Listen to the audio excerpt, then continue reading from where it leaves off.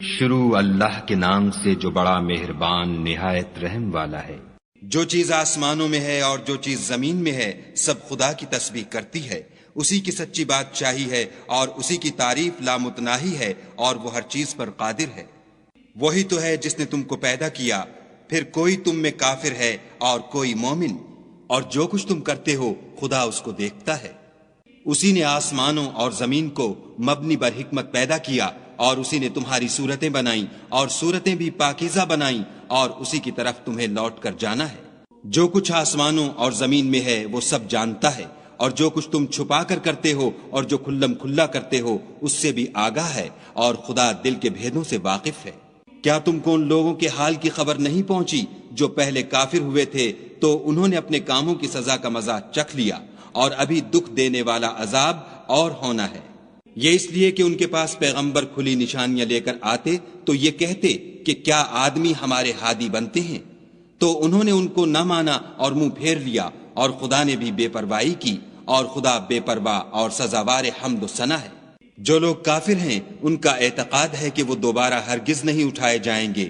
کہہ دو کہ ہاں ہاں میرے پروردگار کی قسم تم ضرور اٹھائے جاؤ گے، پھر جو جو کام تم کرتے رہے ہو وہ تمہیں بتائے جائیں گے، اور یہ بات خدا کو آسان ہے۔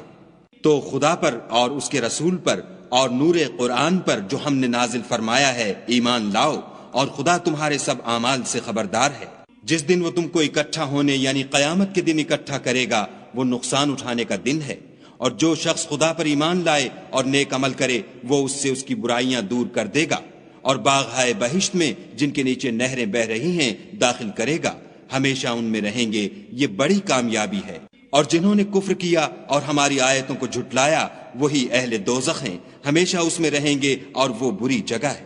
کوئی مصیبت نازل نہیں ہوتی مگر خدا کے حکم سے، اور جو شخص خدا پر ایمان لاتا ہے وہ اس کے دل کو ہدایت دیتا ہے، اور خدا ہر چیز سے باخبر ہے۔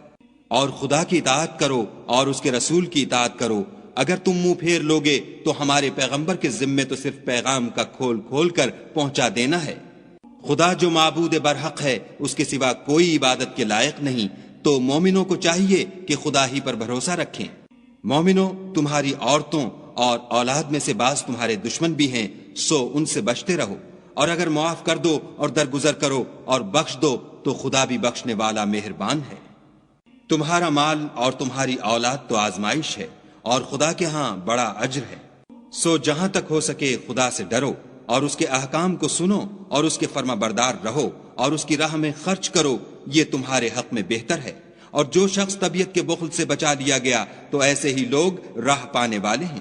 اگر تم خدا کو اخلاص اور نیت نیک سے قرض دو گے تو وہ تم کو اس کا دوچند دے گا، اور تمہارے گناہ بھی معاف کر دے گا، اور خدا قدر شناس اور بردبار ہے، پوشیدہ اور ظاہر کا جاننے والا، غالب اور حکمت والا۔